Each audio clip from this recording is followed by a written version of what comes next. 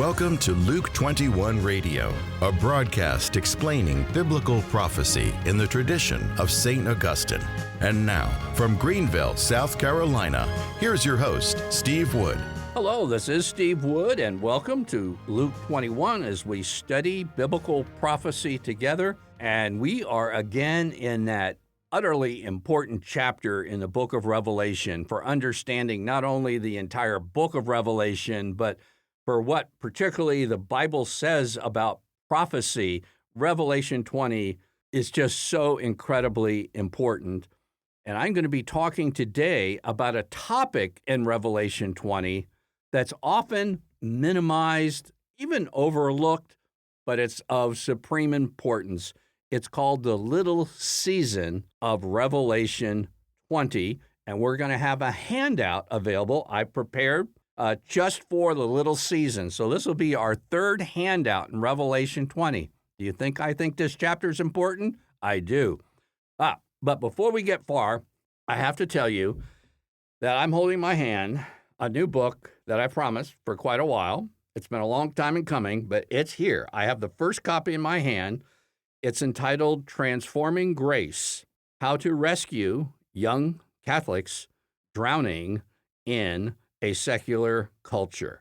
And I have an insane publishing plan for U.S. residents for a limited time, as long as we can, I guess. We don't have any definite plan, to tell you the truth. I plan to give away this book. That's right. We're offering the book at no charge while asking for a donation in any amount. After that, you can get the book through any available venue you wish. But I want you to know, in order to get this, you want to go to a special website we've set up just for this book, rescuingyoungcatholics.com. Say that again, rescuingyoungcatholics.com. Now, I want to tie something in, and this isn't fluff, because if you're a parent and you've been listening to Luke 21, hopefully you're aware that the Bible has some pretty important things to say about what's happening in our world and what's going to happen in our world, okay? My book could also be entitled Parenting During the Little Season. We're going to be talking about the little season today, the little season of Revelation 20. But if you just think we're living in normal times, you think it's the same as 19 whatever it is or whatever year, if we're in normal times, then this book isn't for you. It really isn't, because I have a lot of changes I'm recommending, big changes, some cases 180-degree changes. So if it's normal, no, don't even bother getting the book or reading it. But if you think we're living in unusually challenging times and there needs to be a very strong work of grace in your children, and again, rescuingyoungcatholics.com, and I think it'd be an excellent book for parents in the little season. So what's the little season?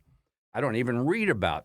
Well, I have to tell you, I started studying biblical prophecy using the good old trusty King James Version, and in Revelation 20, it mentions the little season, and I just love that expression.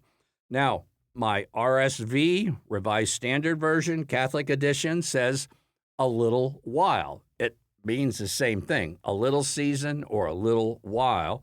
Revelation 20 mentions 6 times 1,000 years. Why is that? 1,000 years, this is figurative language, is a very long time. Okay, it's gone on 2,000 years plus.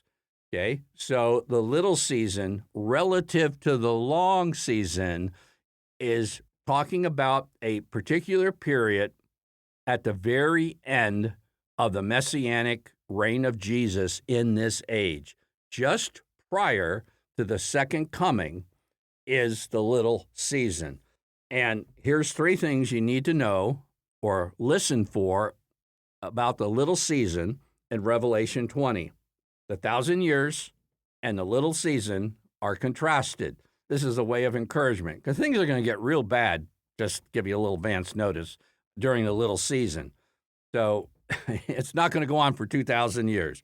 Number 2, the devil, and the various names are used figuratively, the dragon, the ancient serpent, is bound during that long period we call the millennium or the 1,000 years, the kingdom reign, the present kingdom reign of Christ. And as a result of him being bound, he is unable to deceive the nations. It doesn't mean he is unable to tempt Christians to do this, or that. I'm talking about a particular power to put a veil, a cover, a darkness over the nations from seeing the truth. Okay? And then number 3, at the end of the 1,000 years, the devil is let out or released or loosed, depending on the translation, and thereby he is able again to deceive the nations like he did before the first coming of Christ. Okay? So this little season, and I'll read a few of the verses. Revelation 20, starting in first verse. Then I saw an angel coming down from heaven, holding in his hand the key of the bottomless pit and a great chain. And he seized the dragon, that ancient serpent who is the devil, and bound him for 1,000 years, threw him into the pit, and shut it and sealed it over him. That's a purpose clause, for the purpose that he should deceive the nations no more till the 1,000 years were ended. After that, he must be let out for a little while, or a little season. Verse 7, when the 1,000 years are ended, Satan will be released from his prison and come out to deceive the nations which are at the four corners of the earth.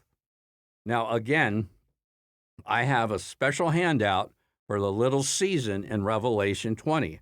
Let me tell you one of the reasons I focus on the little season. It took me years to work through biblical prophecy and the various schools of biblical prophecy.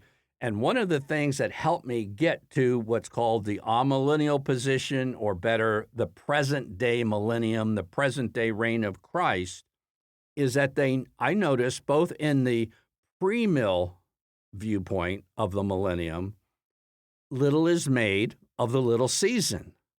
And also in the post-mill version of the millennium, viewpoint of the millennium, again, very often it's either minimized or overlooked.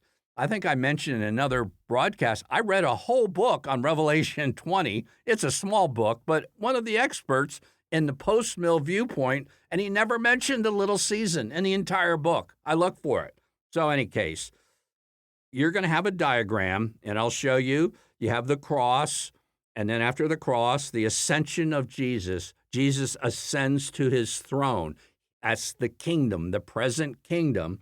And you have this church age. And remember, Jesus said in Matthew chapter 13, his disciples, why do you talk in parables? And he's teaching about the kingdom. He says, some aren't even going to see it, even though it's right in their face. Some people didn't see Jesus as the Messiah when they saw him face to face. But at the very end of this long period of time is the little season. And you have what happens is that there is a darkness that gripped the nations prior to the coming of Christ. And I might explore this a little bit, because those of you who were with us in the protology part of studying biblical prophecy, studying Genesis, and we also saw in Deuteronomy that there were rulers, angelic rulers given for the various nations of the earth that had rebelled against God. They're still in position, but they were allowed to spread their darkness over the entire Gentile world. That's why they didn't believe. And when Jesus came, he bound them for a long time.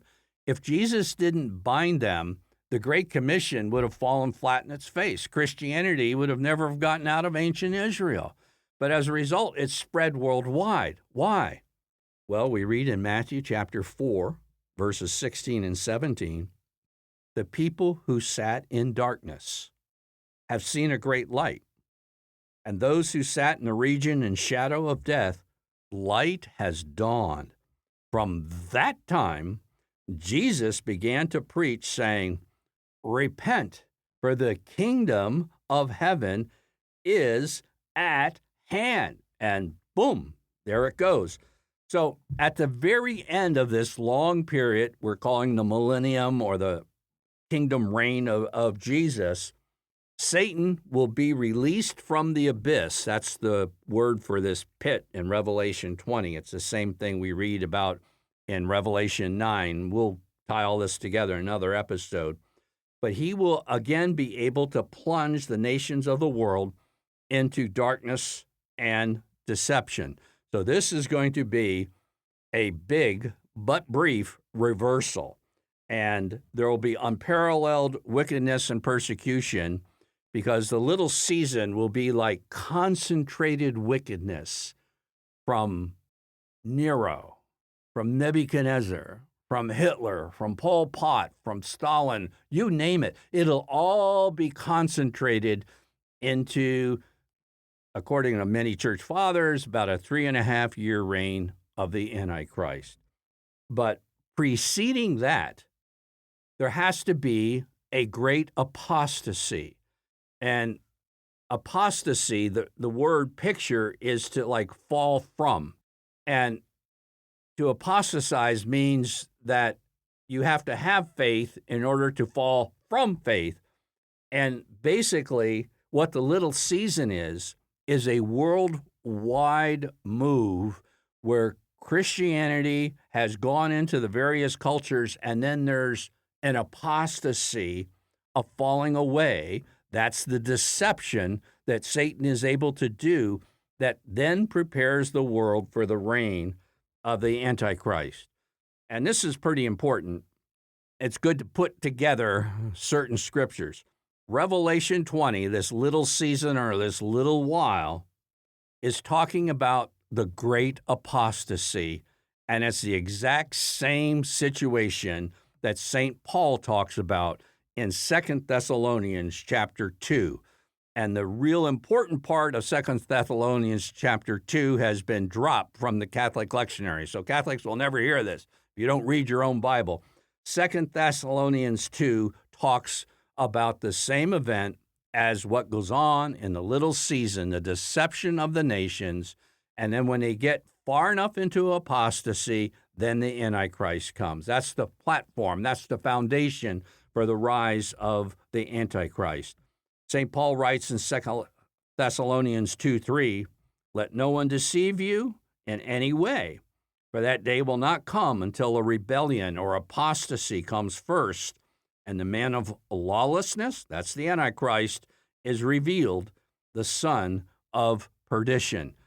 So this is very important because a lot of people have all kinds of expectations, including I watch phony prophecy predictions on YouTube. I mean, we have some YouTube, so I guess I'm in with the crowd, but I felt we need to be salt and light because even faithful Catholic organizations, Orthodox groups, and evangelical groups are making all these predictions, and particularly the war over in Iran has got everybody really wound up. And some people think, well, it's all going to change. It's all going to become better. It's all going to become just great before the end. And the little season shouldn't be forgotten. It's put in the Bible, in the closing chapters of the Bible, because we need to know the truth of the great apostasy that precedes the second coming of Christ. I'm Steve Wood, your host, and please get a copy of my new book. It's great for parenting during the little season, and that's available at rescuingyoungcatholics.com. Luke 21 is a radio outreach of Family Life Center International. To learn more about biblical prophecy, visit us online at luke21.com.